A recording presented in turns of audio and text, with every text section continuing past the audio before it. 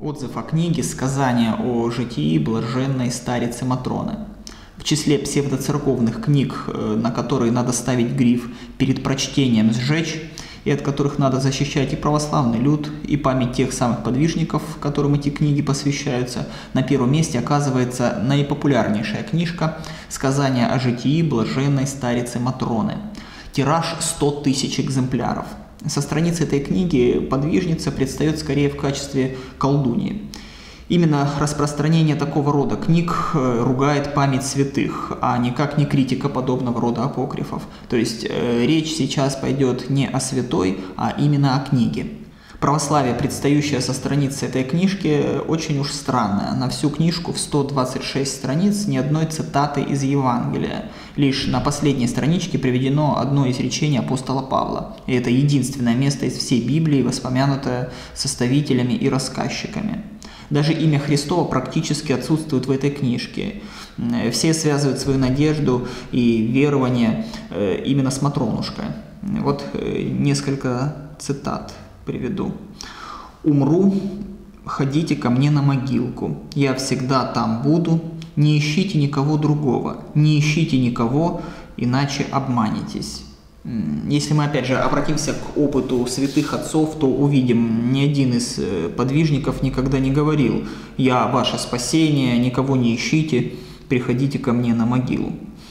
Очень уж странно, действительно. Вот еще несколько цитат. «Видя все это, я как-то сказала: матушка, как жалко, что никто из людей не узнает, какие чудеса Богом вы творите». Она мне отвечает: «Как это не узнают? Узнают. Ты и напишешь.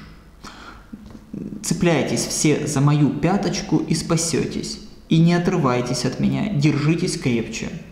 Если, опять же, верить этому тексту, то человек при жизни сам себя прописал, получается, во святые, и не только во святые, но и в спасители. Цепляйтесь за меня, вот, держитесь за мою пяточку и спасетесь, и не отрывайтесь от меня.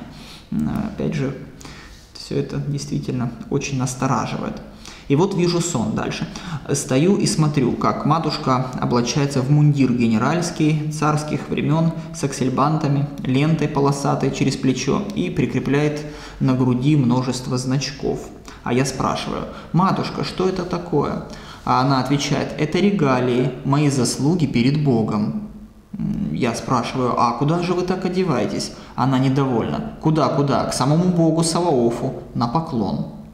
Не помню я такой интонации ни у кого из святых древности. Никто не называл себя столпом России, никто не говорил о своих заслугах пред Богом, никто не считал себя последним праведником на земле. Не только по этой причине книжка с такими сентенциями должна быть изъята из православной книготорговли.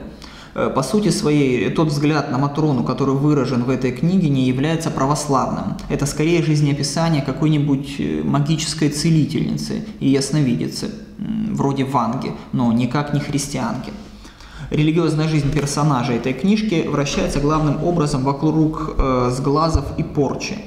Вот цитата еще одна, небольшая. «К матушке приходили разные люди, в том числе и темные, после которых она болела, сникала и говорила.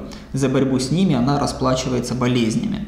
Рассказывала она мне, что сидячей стала так. Шла в храме после причастия и знала, что к ней подойдет женщина и отнимет у нее хождение. Так и было. Матушка сказала: бывают мнимые болезни, их насылают. Боже упаси поднимать на улице что-либо из вещей или денег. В дни демонстрации матушка просила закрывать окна, форточки и двери. Полчища демонов заняли все пространство, весь воздух и объяли всех людей. Оказывается, оконное стекло может остановить демонов. Живи под стеклянным колпаком и спасешься. Но не стоит на это надеяться. Как предупреждал преподобный Антоний Великий, действительно святой, если бы демоны обложены были такими же телами, как и мы, то могли бы они сказать: людей, укрывающихся, мы, мол, не находим, а найденным причиним вред. Тогда и мы могли бы укрыться и утаиться от них, заперев двери. Но они не таковы, могут входить и в запертые двери.